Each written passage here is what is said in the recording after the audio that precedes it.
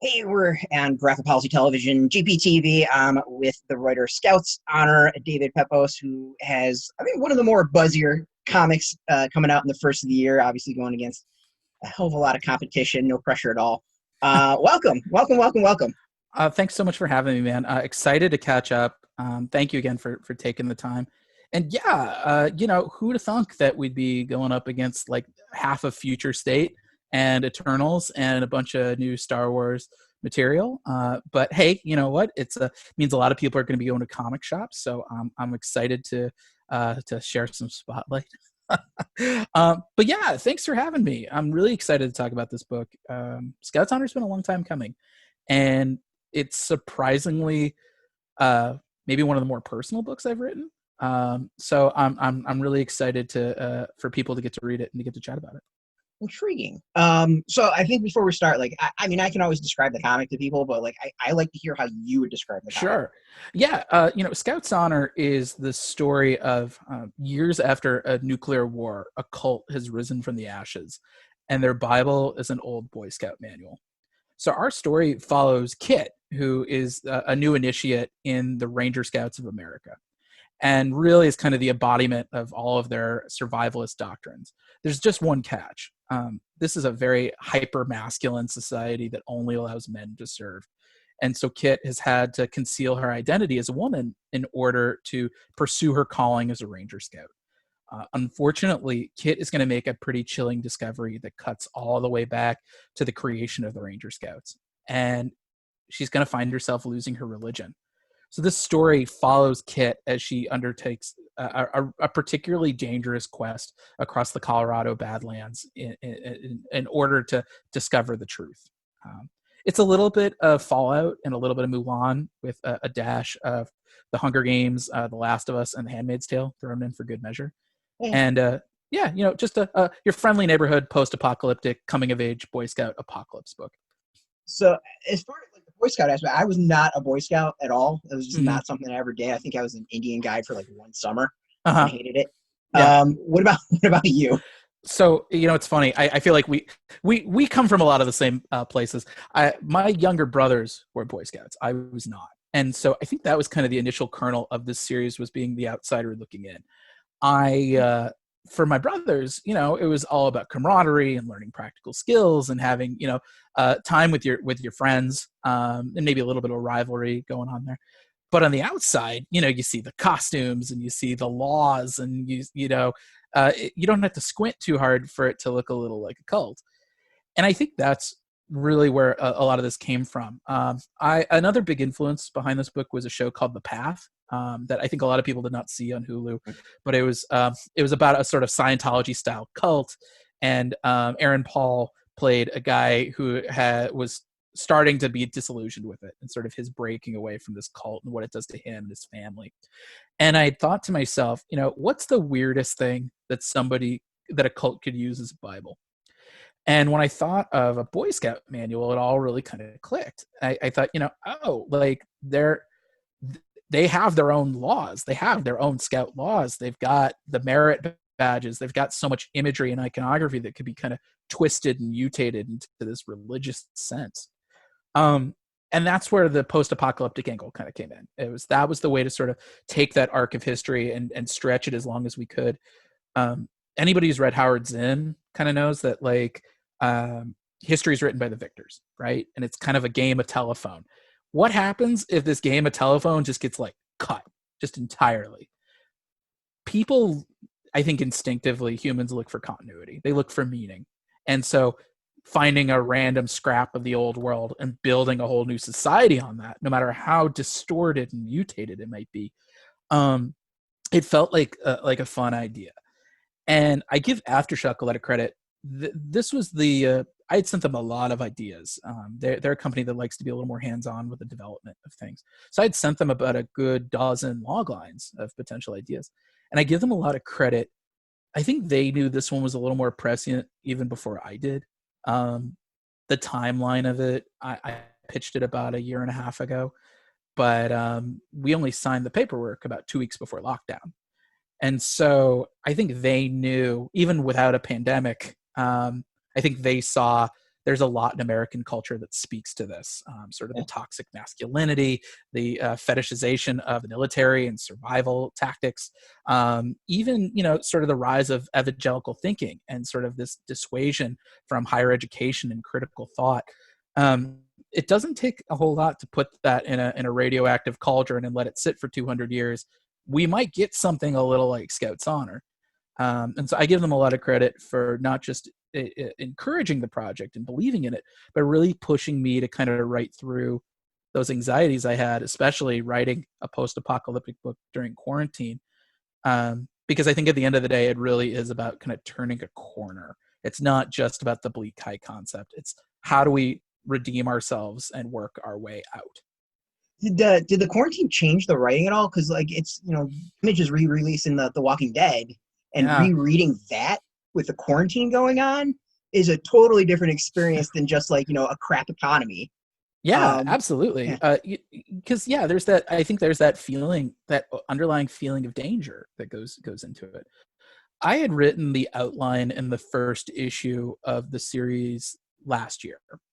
I think I turned it in. It was like August of last year, or of 2019. But we got greenlit on Christmas, and then we signed the paperwork, like I said, in March, just before everything shut down. And so I wrote issues 2 through 5 under lockdown. And I think there was definitely a lot. There's always that sort of feeling of oppression that comes with there could be danger everywhere. You don't know where it's coming from.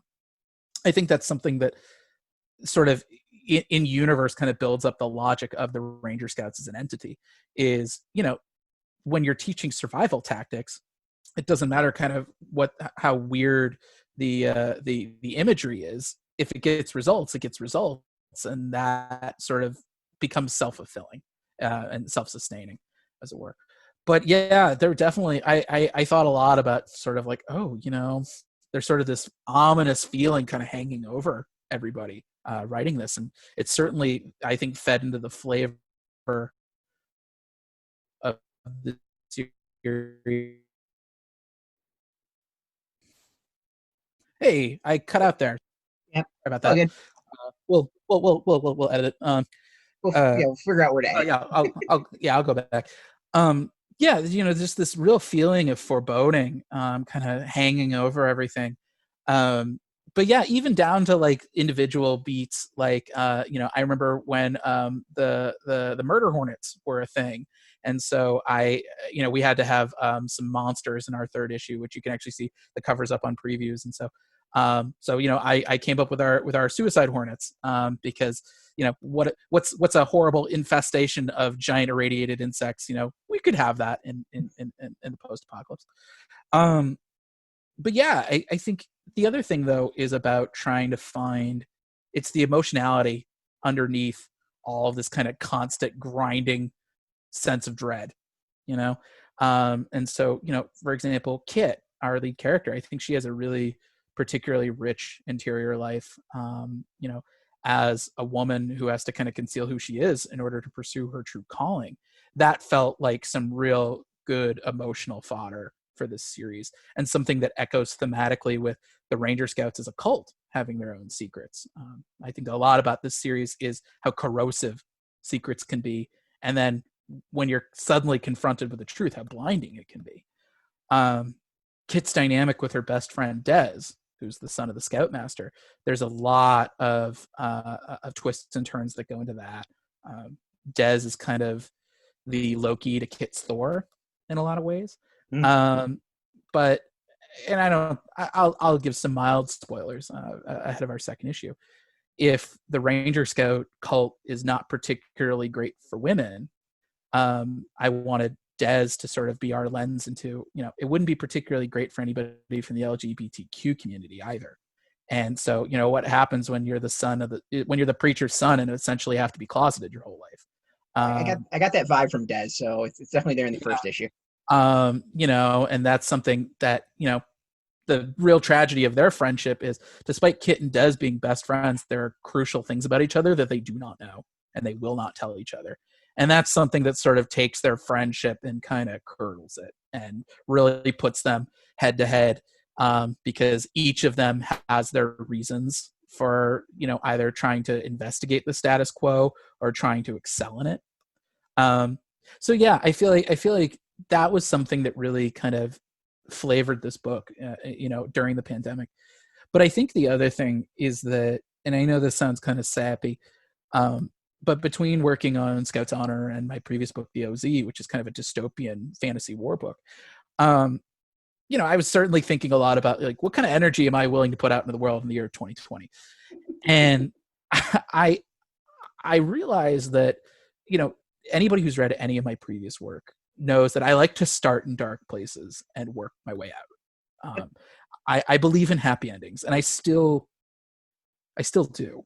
I think 2020, maybe I'm still naive, but I feel like there is still a happy ending in store, for us. And that's ultimately kind of the arc that Scout's Honor takes, is that it just because it is post-apocalyptic does not mean it has to be bleak. It does not mean it has to be oppressive. It doesn't mean that you have to finish our series feeling like, oh God, I need a drink.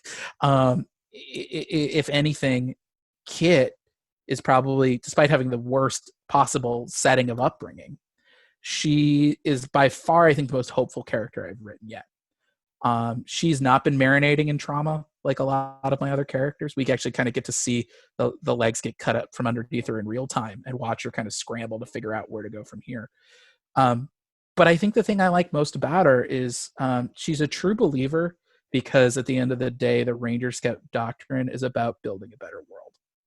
And she believes that there's a way to do that. She believes that that's in our future, and that's the thing that kind of keeps her going. The scouts change up some things. The real scouts change up some things in the real world, with as far as allowing women in. That factor in it all. Like, it's funny as they got to the twist, and the funniest part is I thought Des was actually the woman hidden for a while. I think just because Des has the longer hair. Yeah. It's funny you mention it, because I was thinking at first, when I came up with the initial concept, Kit being a woman actually kind of came a little later in the development process. At first, when I first thought of it, I was almost thinking, what if I did like a Lord of the Flies kind of thing? How do I isolate this society?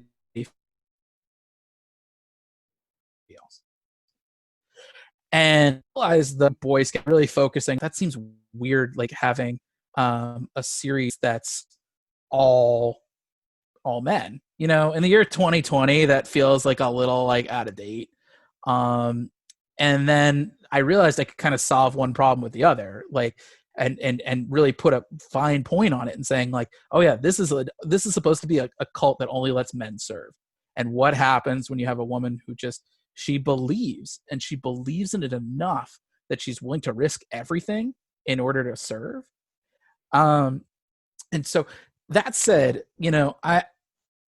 never say never. I wrote Scout's Honor to be self-contained. But if the demand was there and, people were like pounding down their doors wanting it, and, if Aftershock wanted a sequel, I could certainly see an idea of like a splinter Amazon cult that's like of the Girl Scouts. But yeah, I felt like with the idea of sort of the imagery that we think of with the Boy Scouts, of sort of, it seems very, it ties into the toxic masculinity of it all, I think. And I thought, what better way to kind of examine that than through the eyes of a woman who feels like she has to work twice as hard in order to go under the radar in a world like this. But yeah, I feel like toxic masculinity is a big theme for this. Yeah. I think losing your religion is another one. And really not just losing your religion, but kind of when you've lost it, what do you do to kind of fill that space? You and I, we know each other, pretty well. But for those who don't know me, I'm a practicing Jew. I grew up actually in a particularly conservative, both politically and religiously, Jewish home in Missouri. And it took until I left home for me to kind of really realize, like, oh, some of these things that I had as sort of the pillars of my worldview were not as set in stone and not as absolute as I thought. it doesn't take much to really kind of knock your whole worldview off its axis. Mm-hmm. And that was sort of where my own political and spiritual reawakening took place.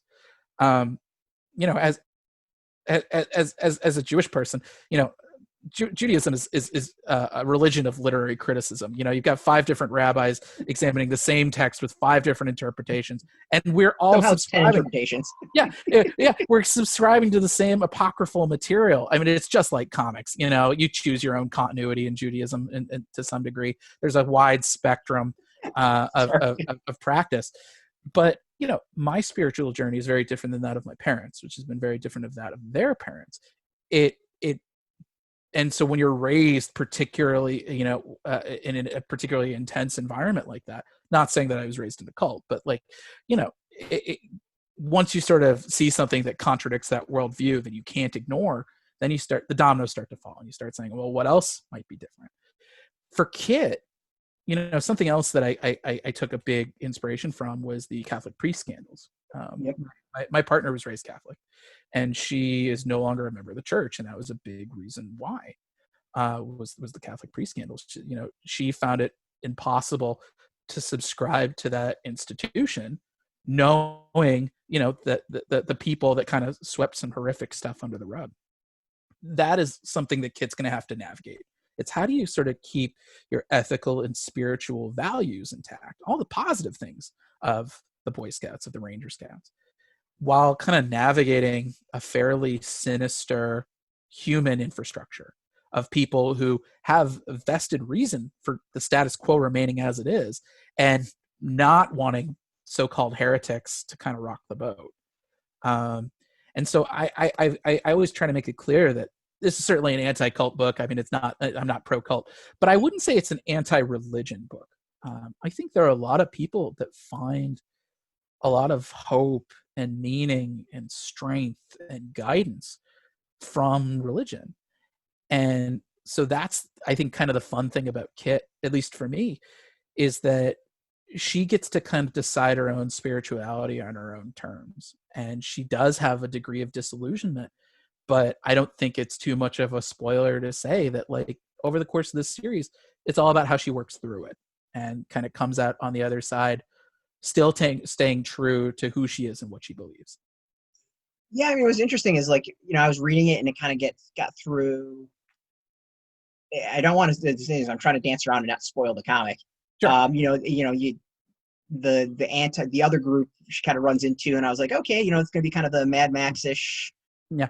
you know, one group versus another group, and then it kind of gets to the end, and I was like, oh no, this is like completely going to question everything. Everything.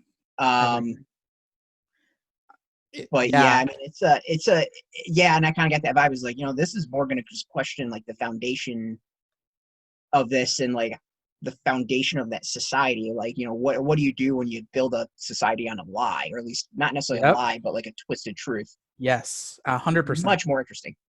It's I think this world, the world that we've built in Scouts Honor, I think is perhaps one of the more realized worlds I think that I've built up in my work.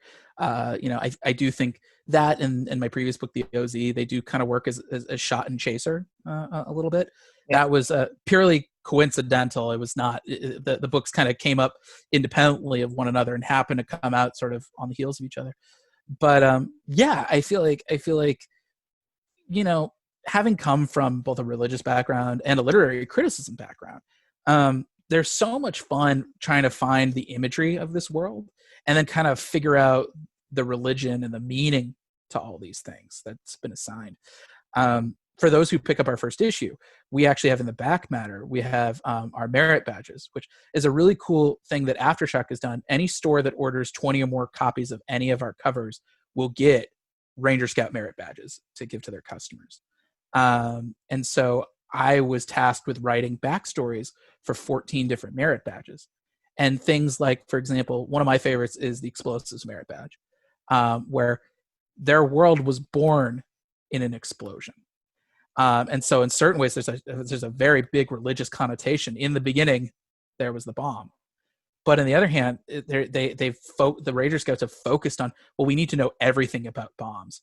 We need to know about like payloads and, you know, the blast waves, because if we don't respect the bomb, it might not just change the world. We might be the thing that's consumed next. And that's kind of, you know, that I think is part of the reason why I've remained spiritual in a way.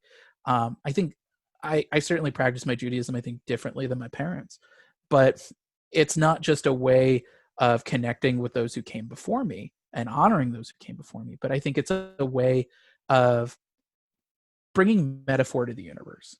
And it's not saying that, like, you know, everything in the Bible is like a hard and fast autobiographical, you know, I mean, it's certainly the best-selling sci-fi and fantasy book that's ever existed. But you know, by being able to, by virtue of bringing metaphor to the world, it's a way of bringing some order to your life and doing it in a way that, you know, you're able to sort of navigate a world that can be at times unforgiving, perhaps bleak, perhaps even terrifying, and finding that connection. That's something that can kind of make your break sometimes. How much of the world have you like actually created? I mean, you brought it up and I wanted to ask about it. It was the merit badges in the back. Like it's Sure. all like really well thought out. Like, thank you. You know, how much of the Scouts book have you created? Like how much of the world have you mapped out? Like, so yeah, I mean, so I've fleshed out a pretty decent amount of the Scout cult, because the Boy Scouts as an institution has so much great imagery. I feel like all the books that I've done previously, whether it's riffing off of a licensed property like Spencer and Locke or the OZ, or something that's more original like Going to the Chapel, I always find myself drawn to things that have a lot of imagery to play off of. Because I feel like that's the expectation that readers go in with. And then you think, okay, how can I subvert that? You know, the Boy Scouts is no question, you know, things like the merit badges, things like the Scout laws, which have sort of metamorphosized into these 7 Scout commandments. Even, you know, the creator of the actual Boy Scouts has been kind of mythologized over the years. And so we've created our own analog for him, Dr. Jefferson Hancock, who, despite being somebody who's been long dead by the time that this series starts, I think casts a wide shadow over everybody in the cast. I think he's just as much a character as anybody else, because everyone's thinking, what would Jefferson Hancock do? It's kind of got like a Mr. Wilford Snowpiercer thing to it, right? Yeah, like, yeah. It's you know, or an L. Ron Hubbard even. Yeah. You know, it's very much he's been mythologized as sort of a prophet messiah. And, you know, now everybody's saying, well, you know, he's in the Great Arboretum, building a better world. And we've sort of been tasked with conquering this fallen world before we can get into the next one. You know, things like, what does an Eagle Scout look like in this world? That's something we get into in issue 3, the Trials of the Eagle. You know, Kit is, as we go through the series, Kit will sort of find herself head to head with Dez on that track. They both have very different reasons for enlisting in what is a particularly brutal set of trials.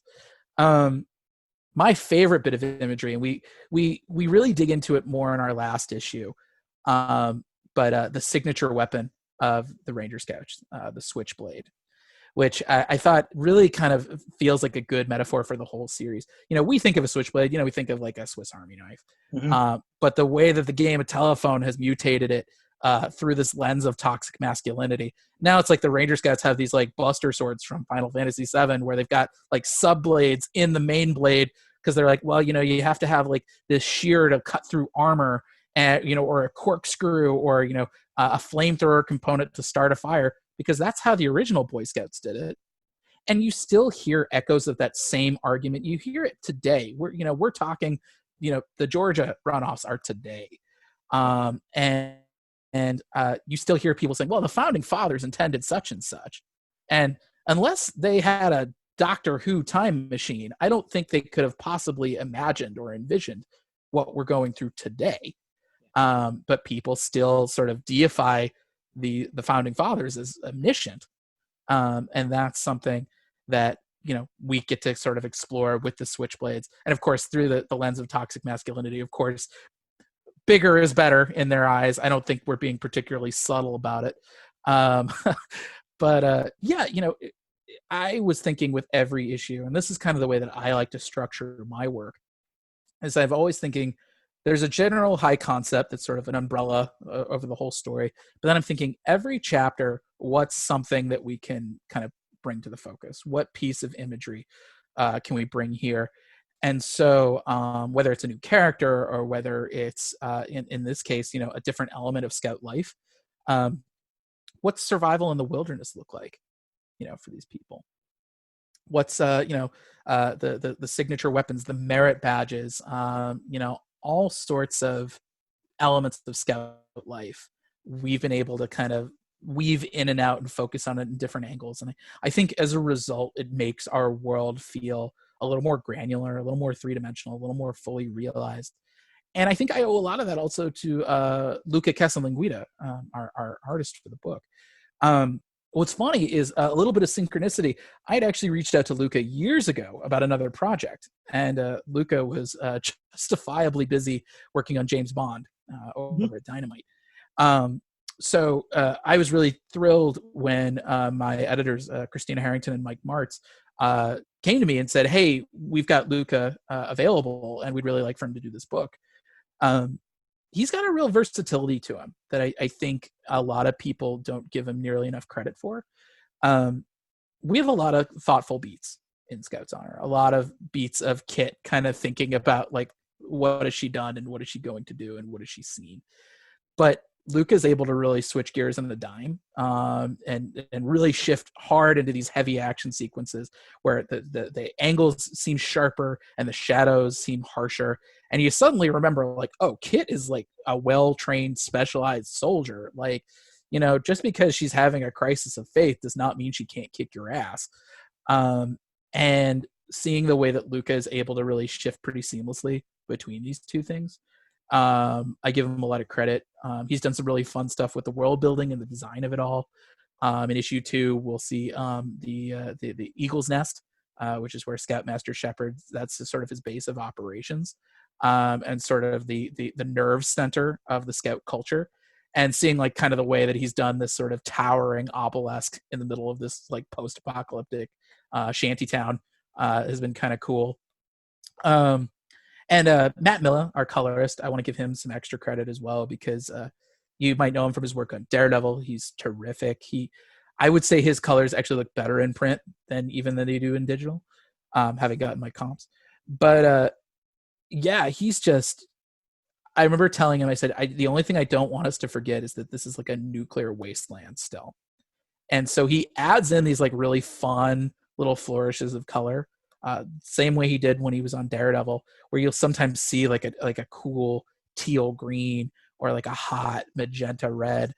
And you're like, oh yeah, like this world got like bombed to hell and it still hasn't really recovered. Yeah, I'm about to. Just as you said that, I was like, let me see. And it's like, yeah, I totally see what you're saying. Well, how was it like the creative of everything, like creating the characters and all that, and like what was the process of like that? Like you had the radiated boar as an example, like. It was it was really fun. I mean, so when I first came up with the original concept, I was I had thought, oh well, this will be all men, and I very quickly realized like that was not going to fly in the year of 2020.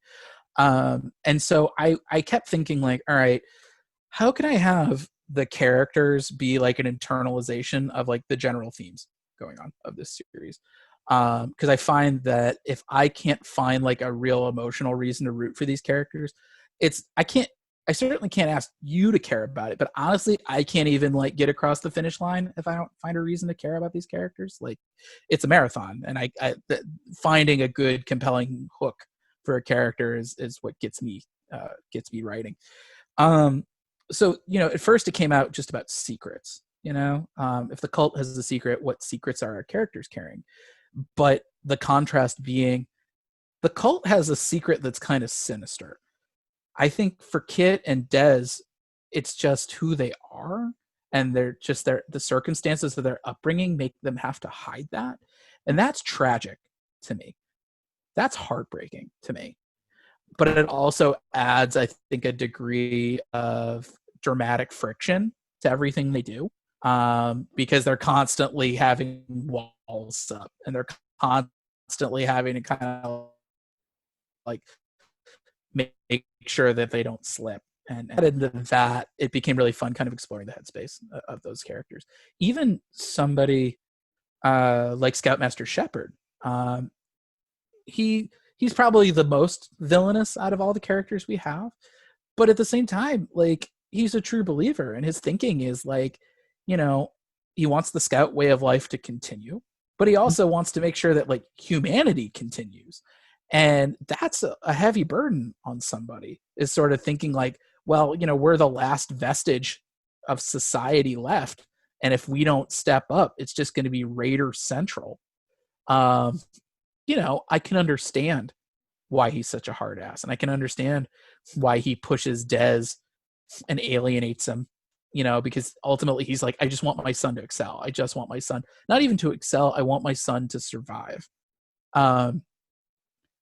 There's no true villains in this book, you know, in a lot of ways. Even the leader of a cult has his reasons. And I think that, and then sort of occasionally throwing them at each other and seeing what sparks fly, that was, I think, a really fun element. And then, yeah, you get to throw in things like the Gamma Boar or the Suicide Hornets, you know, or the Hell Spiders, you know, that we'll introduce later on in the series. Luca's done some really fun stuff with those designs. And I'm just like, wow, he's just drawn some really gnarly stuff. And him and Matt, I feel like, are a real dream team. They really play off each other nicely. And they certainly make it better than anything I could have cooked up. There's been kind of a string of comics that all kind of have the like post-apocalyptic, we're building society Sure. out of it lately. Like, you know, I know comics take a long time to get produced potentially, and like, you know, with COVID, who knows when Sure. things were supposed to come out. So it's all kind of seems like they're being bunched up now just because I think they're all ready to go. Right. Like, what do you think about today that's driving that narrative? Like, it's just really interesting. Is like, I feel like I can name a half dozen comics right now that kind of all Feel have that a little theme in sort of that post-apocalyptic. sort of way. Yeah. Yeah. Well, you know, I think the last 4 years, you know, I think the apocalypse has been on everybody's mind, and I think specifically in 2020, you know, writing. I think art is always a degree of coping. I think, you know, I think we've all been living in kind of an existential terror to some degree for the last few years, and I think, at least for me, it came to, you know, I was afraid to do it. Like, I kept having the ideas and sort of being like, well, I don't know. Like, I don't know if I should do it. And it took a little while for me to finally just tackle it and just say, no, like, I'm going to do this. You know, I'm going to sort of face my fears and write through them. I think, yeah, we're living in very uncertain times. And I think, you know, post-apocalyptic fiction has a real appeal for that. But I think the thing that a lot of people don't consciously take into consideration is dystopian literature is not necessarily supposed to be bleak or oppressive. I mean, yeah, you've got The Handmaid's Tale, and like that is like torture porn. But like, I think a lot of it, you know, look at Fury Road, which I think is kind of like the staple at this point of the genre. You know, that, yeah, Furiosa and Max, you know, they're in a bad world, but like, the story is ultimately like, how do they come on top? Like, how does society evolve and work through it? And yeah, it's broken and janky and often a little hopeless, but it endures. And that sort of starting point, then you can build on top of that. You can rebuild, you can make things better. I think that's the underlying promise for a lot of this stuff, is that the wasteland isn't permanent. That there is a way to kind of win back justice and win back normalcy and bring back control and goodness. But at the same time, it's always about evolution, and it's about, you know, sort of making the best with what you got, and figuring out different angles. And I think there's ultimately that sort of that feeling of appreciating the ingenuity of it all, of saying, you know, just to throw it out there, you know, Waterworld, for example, you know, all right, you're living in a world that's been completely flooded. How do you make do? And so there's that kind of feeling of, oh oh yeah, that's a good idea. That's kind of cool. In a world, where, a Ranger Scout manual is sort of the last vestige of the old world, it's a little impressive to see this sort of formidable society that's kind of risen out of that. And so there's that element of sort of seeing, like, how are we going to endure? How are we going to toughen up? But also sort of saying, like, all right, like, how can we make a better world out of all of this? That there's something more than just survival, that there's justice, and that there's equity. And I think that arc, that's something we're living in now. I think there's always room for a better world, and I think there's always need for people to fight for it. With so it's also interesting is like, so the you kind of broke through with like a twist on existing material with Spencer and Locke. Yeah. You did it kind of again with the OZ. Sure. Well, you didn't kind of. You did it again with the OZ. I did it. Definitely. This also is in a way kind of doing that too, right? Like you're riffing off the Boy Scouts and all that. Like for you as a creator, like what you, I think with the OZ review, I call you like the remix master or something like that. Thank you for that, by the way. Like what draws you to that sort of thing? It's an interesting thing because there's a lot of people who do like maybe riffs on stuff, changing up genres and all that, but like you're just going in there being like, all right, we're gonna take the material and just screw around with it. Yeah, well, it's funny. I first off, I take it as a huge compliment that about the remix stuff, because that's how I kind of got into writing comics. Versus at first I wanted to be an editor. I interned as an editorial intern at DC, summer of Final Crisis and Batman RIP. And then I thought, I worked as a journalist for a very long time. And me becoming a writer, looking back, it feels inevitable. But I think at the time I was looking to kind of change my relationship with comics. It comes in waves and flows for me. There are some times where I'm liking a whole lot of stuff, and then times I was not liking a lot of stuff. And I hit one of those kind of ebbs, and I was kind of like, oh, if I don't change my relationship with comics, I might have to leave. I might have to just give it up entirely. So, the idea of kind of like slamming stuff together. I'm a big fan of mashup music, so that kind of speaks to my sensibilities a lot. Of finding like, what's the pineapple pizza of it all? Are the Reese's peanut butter cup two great tastes? Put them together, see if they taste even better. Also, some of it is, like I said, the imagery of it all. I like playing with a lot of imagery, figuring out where I can go with that. When it comes to slamming two different genres together, it's also a degree of laziness on my part, where I say, if I'm stuck with, say, Scout's Honor, where I'm like, okay, I've been focusing a lot on the post-apocalyptic side of things, and I feel like I'm kind of in a ditch. All right, let me find something about the Boy Scouts that can kind of pull me out of that. And so it kind of gives me two different vertices or axes to kind of play off of. Yeah. I think some of it is also trying to find ways to lock into readers' expectations. I never want to fall in the trap of my work being so esoteric that I couldn't explain it to like somebody's grandma, Yeah.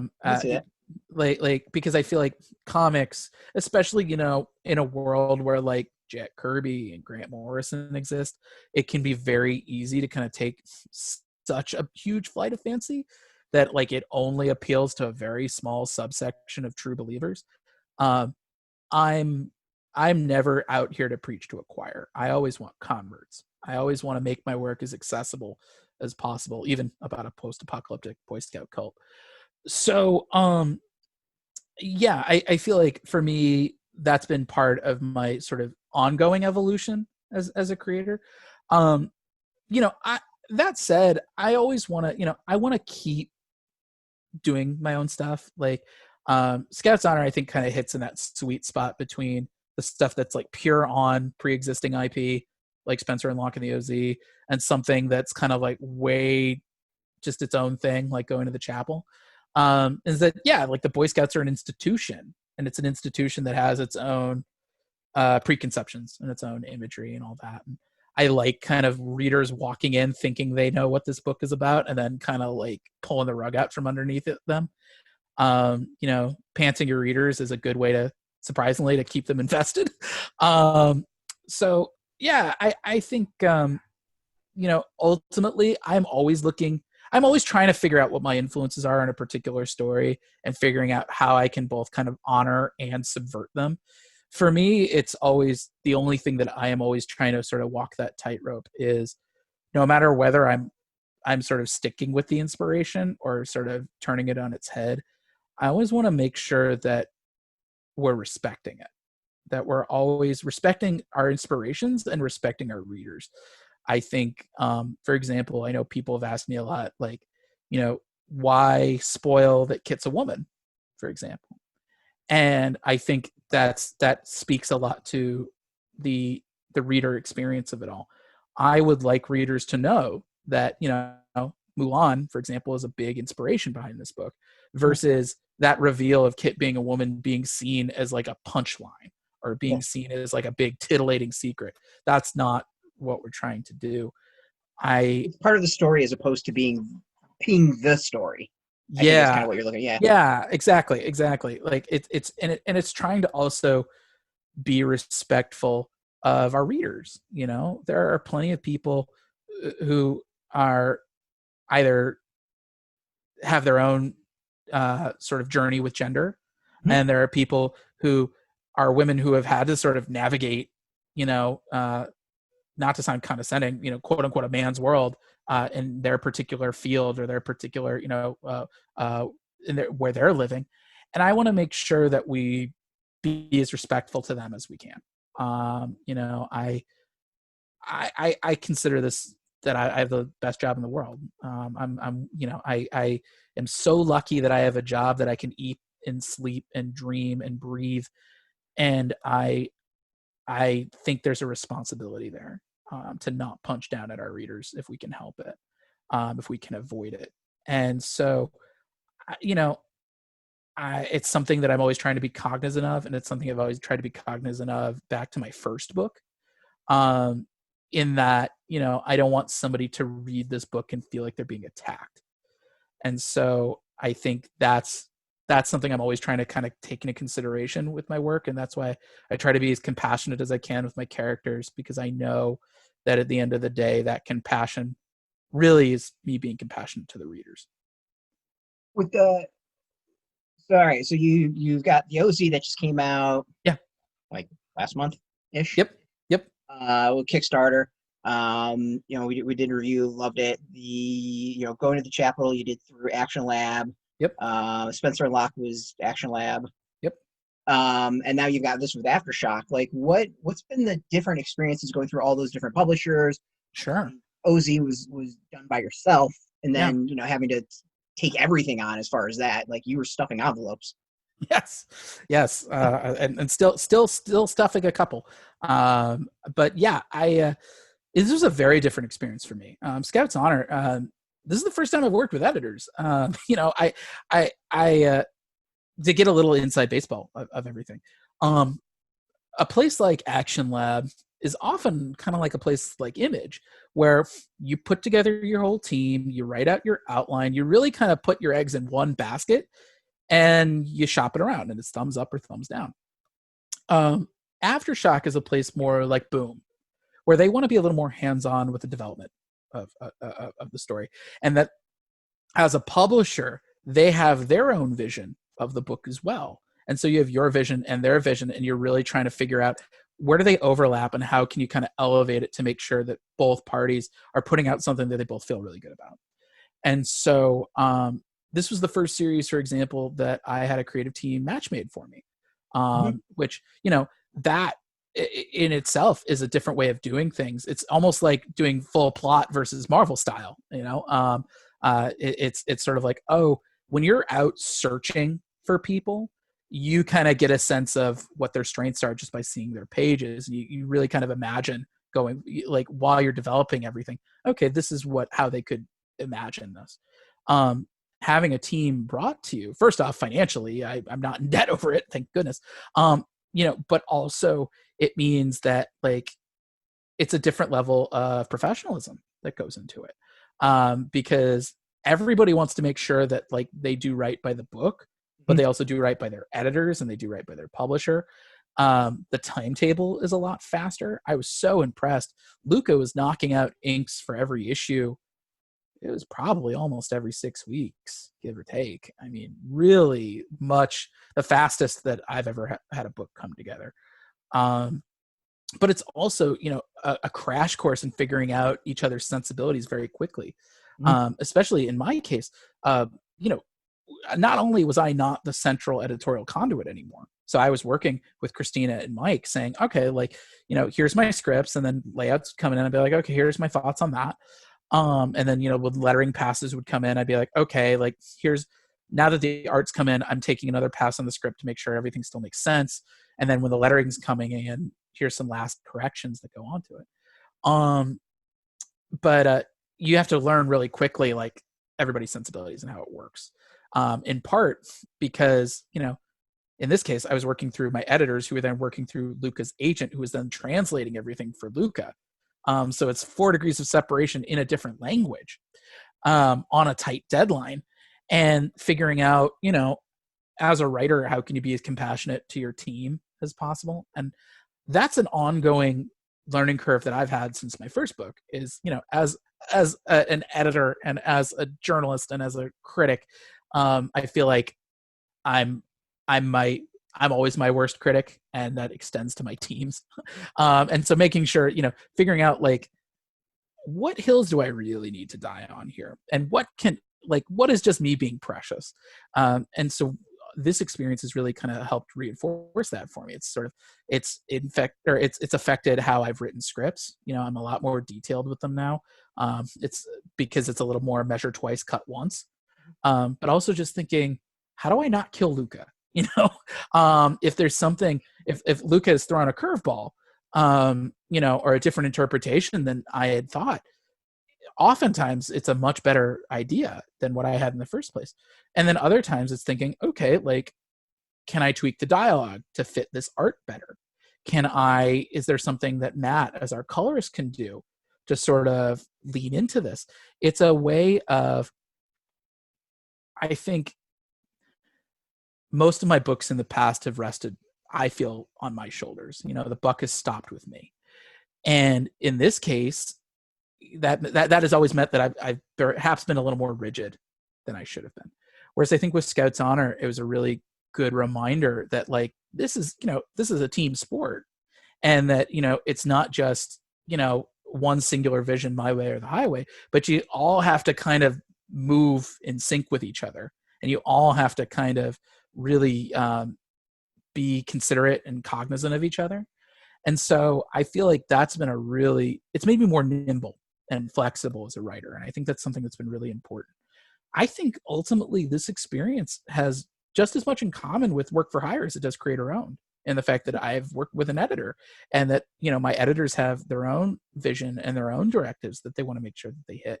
And sort of me figuring out, how can I maintain my voice while still kind of telling the best possible story, while still making sure that we hit in that Venn diagram of what my editors and my collaborators are thinking.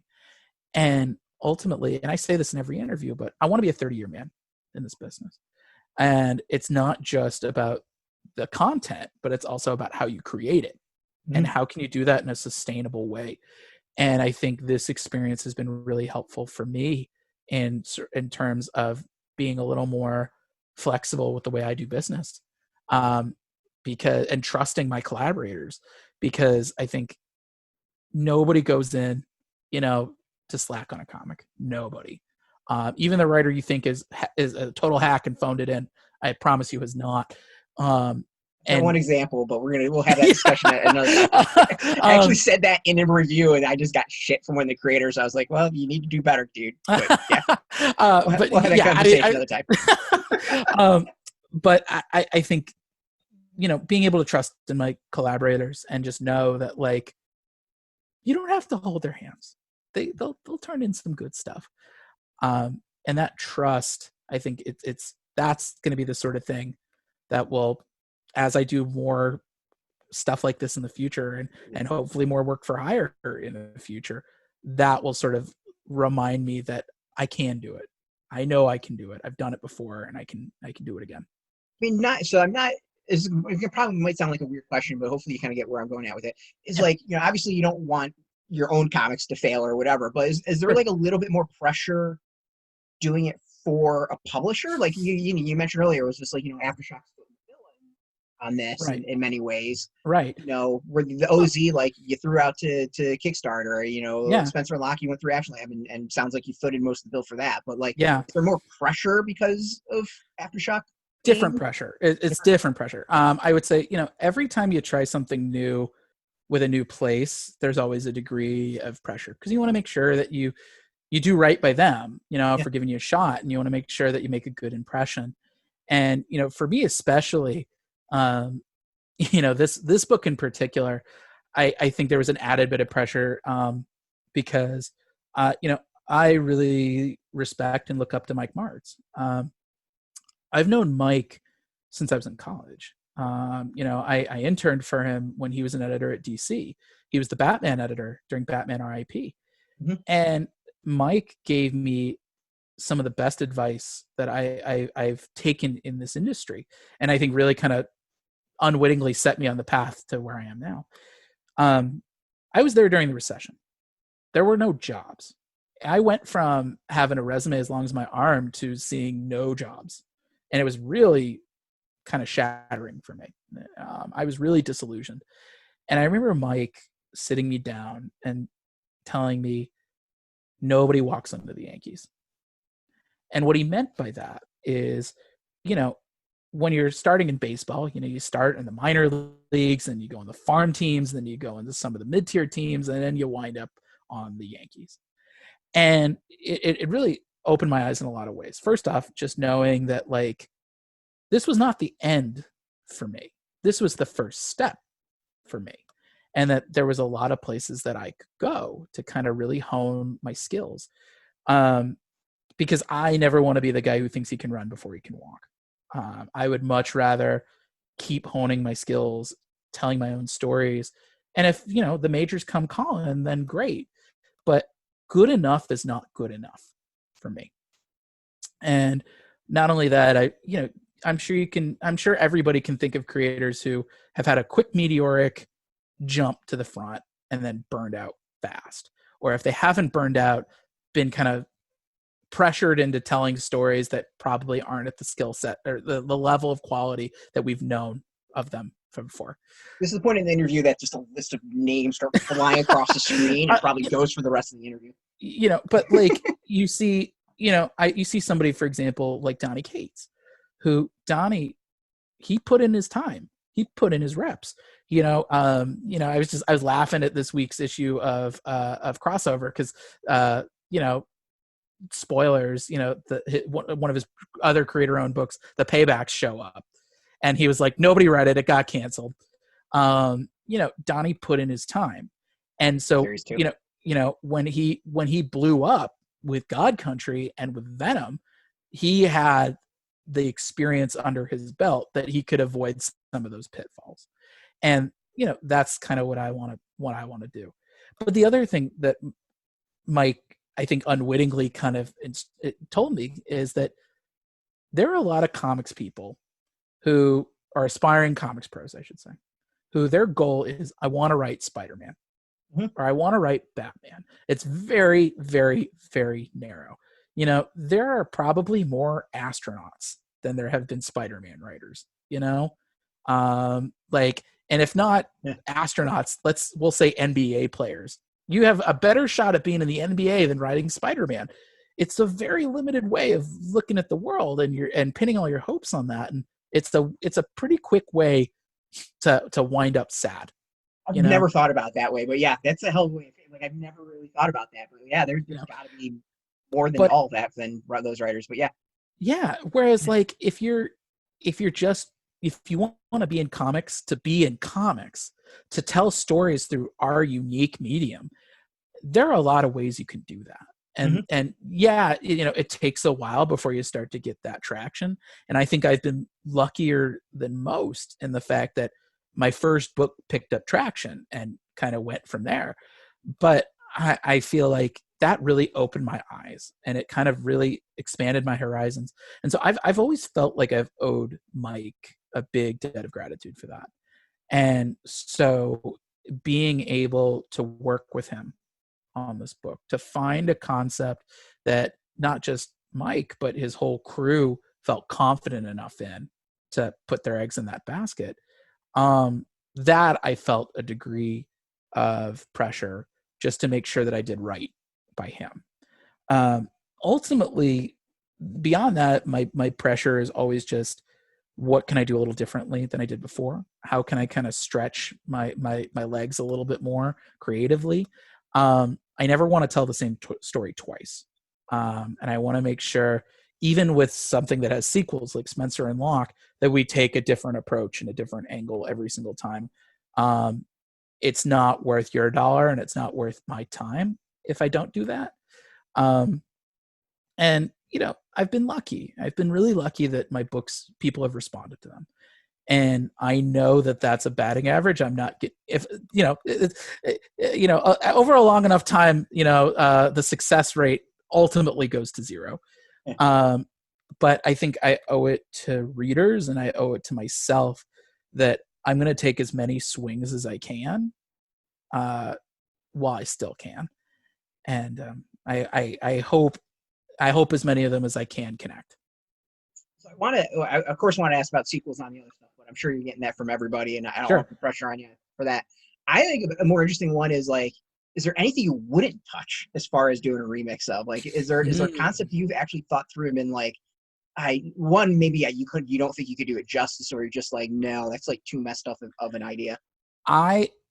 So for me, it's never about the remix as much as the angle of it. There have been a couple of ideas that I've had that I have realized, like, it's not my story to tell. I had a riff on the Highlander that I loved, and I was just like, I'm not the guy to tell that story.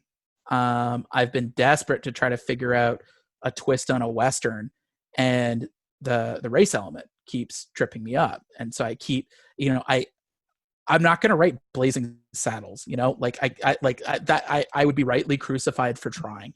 And, so figuring out, like, how can I tell a story in that world that still is diverse, but like, isn't like, Actually, leaning, not just diverse, but accurate, right? and without, like, using ethnic slurs, those become kind of like ongoing Rubik's cubes where I'm just like, there's a way to do it. I know there's a way to do it that won't get me beaten up, rightfully so, but I haven't figured it out yet. For me, it's just more of figuring out also, like, is there enough juice to it, or is this something that really needs the actual licensed property to tell? I'll say, for example, I had an idea that I'm pretty sure is dead because I realized, like, yesterday, oh, it's Moon Knight.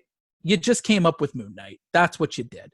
And like, it's a slightly different angle in Moon Knight, but is it really a different enough angle on Moon Knight to justify the time and cost and effort to make this a series? Probably not. But I have a few things, that I'd love to tackle. I've got a Jetsons idea that I think DC's kind of done with their dark, gritty Hanna-Barbera stuff, which kind of breaks my heart. Yeah, that was so good. I honestly, if DC ever wanted to redo it and wanted to give me the keys to all of it, I would make an imprint that would make your toes curl. Archie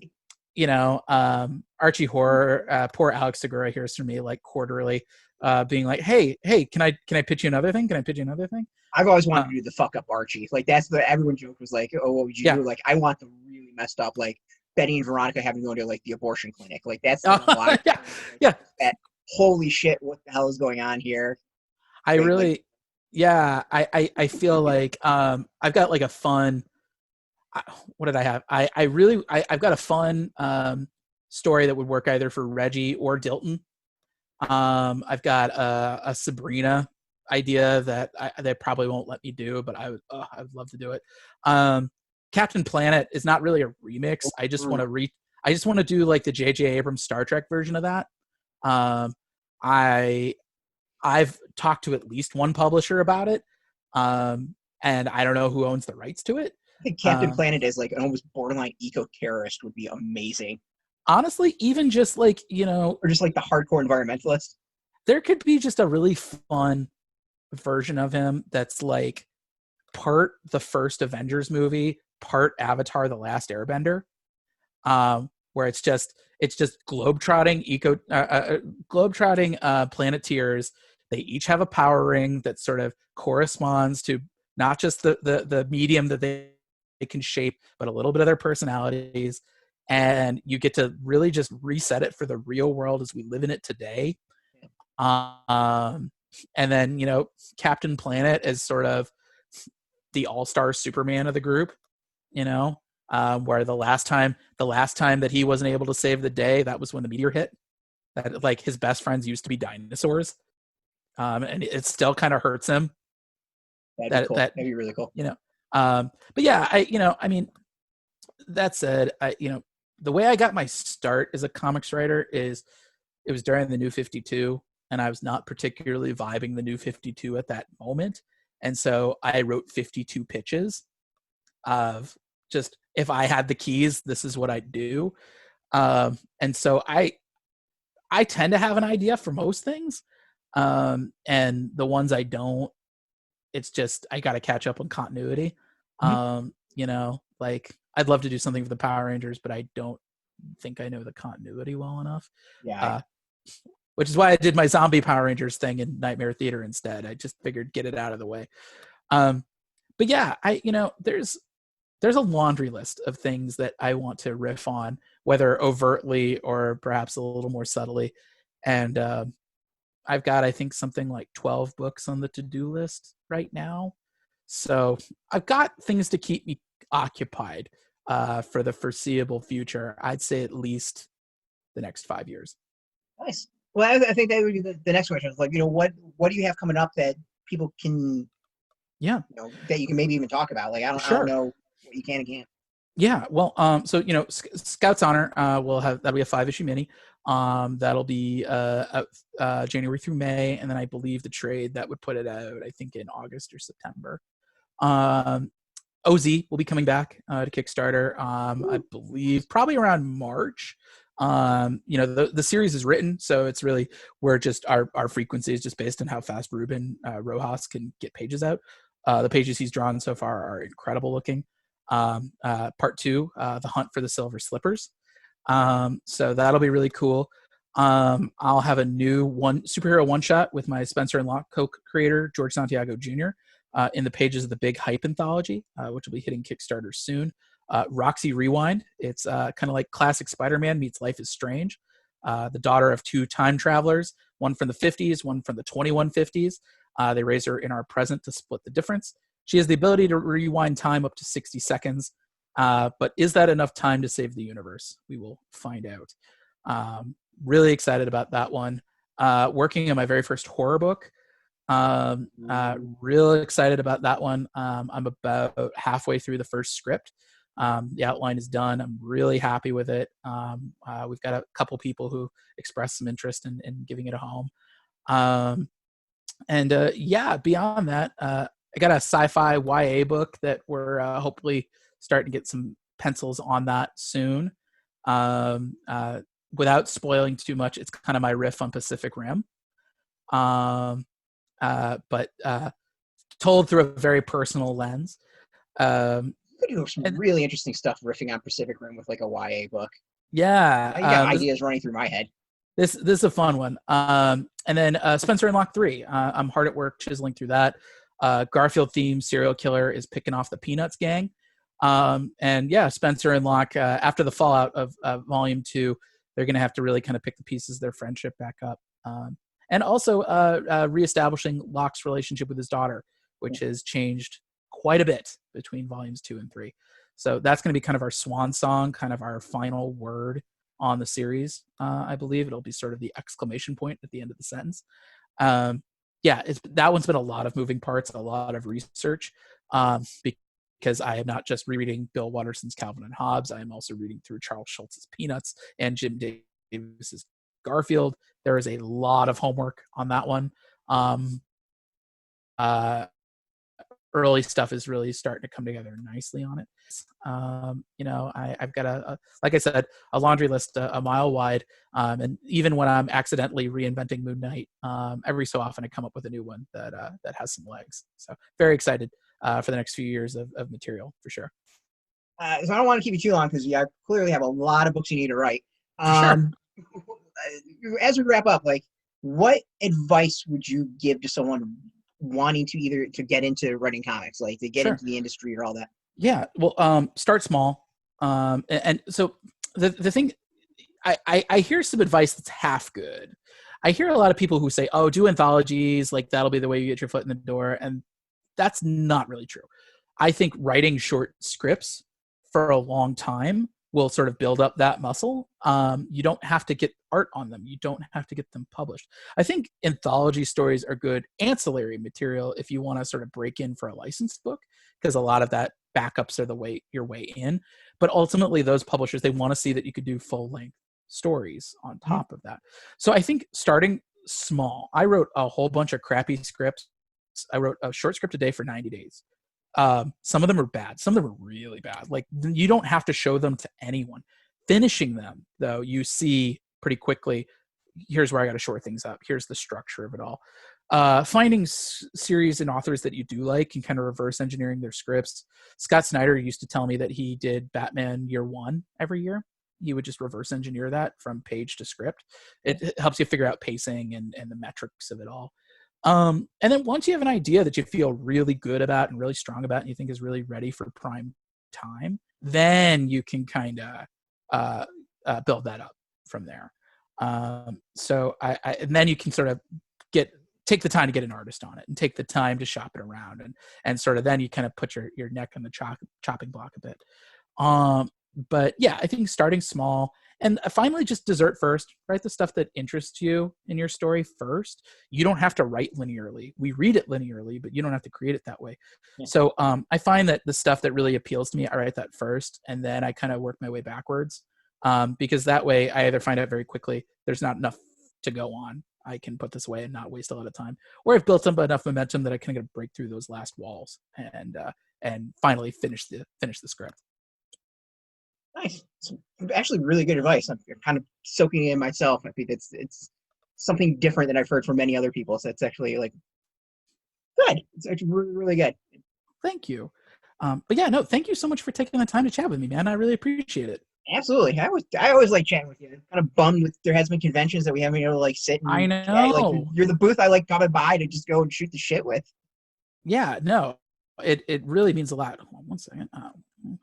But yeah, thank you for taking the time for chatting with me. Like, seriously, thank you for all the support that you and Graphic Policy have given my work, and for everybody reading and listening and pre-ordering.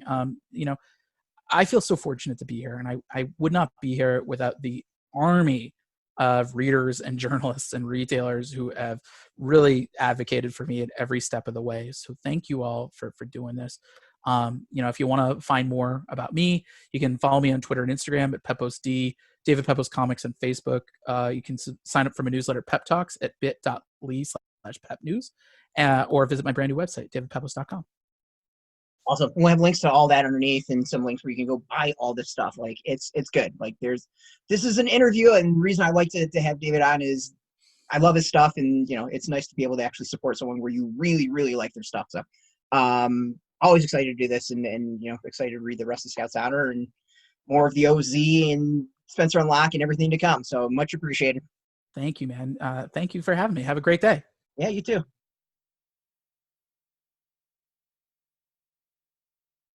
Hey, thanks for watching the previous video from Graphic Policy Television. Just by watching, you help support our site. Thank you so much. Now, if you're watching these videos, you probably care about geeky things like movies, television, comic books, toys, games, video games, you name it. You can go and subscribe right now to our YouTube channel to stay in touch and catch all the new videos, or check out our website at graphicpolicy.com. There's a nice link on this end of the video. But as always, thank you for watching. Keep on rocking and keep it geeky.